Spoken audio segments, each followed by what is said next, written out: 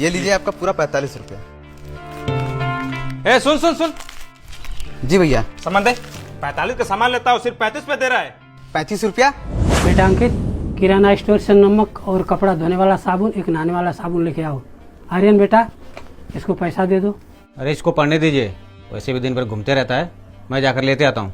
अरे उसको जाने दुकान पर, तू अपना बिजली का काम कर, बहुत गर्मी लग रही है। हाँ पैसा ले ले, टोटल 45 रुपये है।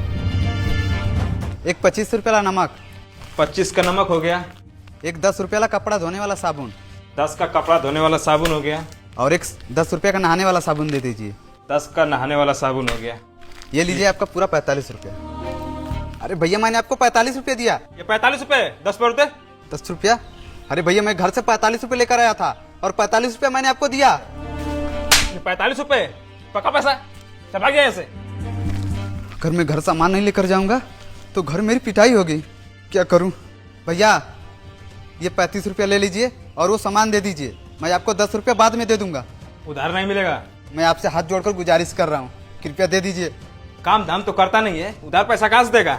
चल ठीक है, तुझे सामान देता हूँ, लेकिन जितने दिन लेट करेगा उतना थप्पड़ तुझे मिलेगा। पकड़ ये थप्पड़, कल उधार पैसा देगा उसके लिए। अरे आओ आओ भैया, बहुत संजोग से मिल गए। क्या हो भाई? अपने छोटे भाई को सामान लेने के लिए भेजे थे।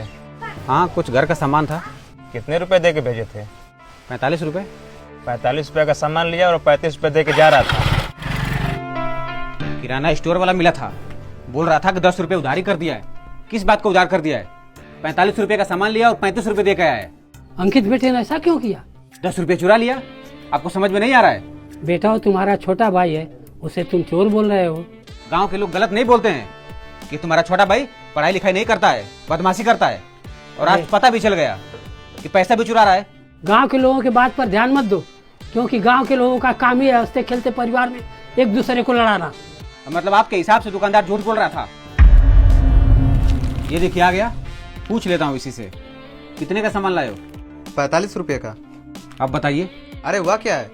बात तुम्हारे पढ़ाई लिखाई की हो या फिर तुम्हारे परवरिश की, जितना बन पड़ता है उतना मैं खर्च करता हूँ तुम्हारे लिए, फिर ये सब हरकत करने की क्या जरूरत है? भैया आप मुझ पर गुस्सा कर रहे हैं, आखिर बात क्या है? पिताजी हुआ क्या है? देख रहे हैं पिताजी, इतना सब कुछ करके बैठ गया और बोल रहा है कि हुआ क्या है। मुझसे साफ साफ बताइए, मुझसे क्या गलती हुई है? बेटा अंकित, तुम्हारे बड़े भाई ने तुम्हें 45 रुपए दिए, 10 रुपए दुकानदार को उधार लगा करके 10 रुपए क्यों चुरा लिए? ये बात है, इसलिए भैया मुझ पर गुस्सा कर रहे हैं। हाँ ये सही बात है, मैंने 10 रुपये उधार लगाया, पर मैंने पैसा नहीं चोरी किया। हाथ दे पिताजी, अरे शर्म आनी चाहिए तुमको।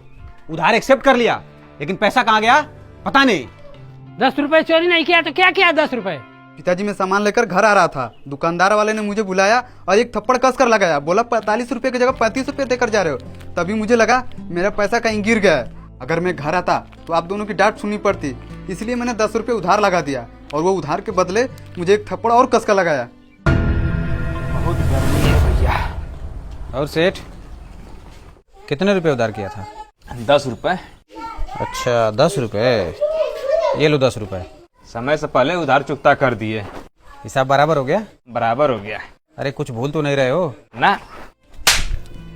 एक थप्पड़ दिए भी तो थे, वो तो वापस करना पड़ेगा ना। 2 थप्पड़ मारे थे हमको। अच्छा 2 थप्पड़, अब जाके हिसाब बराबर हुआ। जब 2 भाइयों के बीच किसी बात की गलतफहमी हो तो आपस में साफ सुथरा बात करके समझ लेना चाहिए। इस बात के लिए मैं तुमसे माफी मांगता हूँ। अरे भैया क्या बात कर रहे हैं।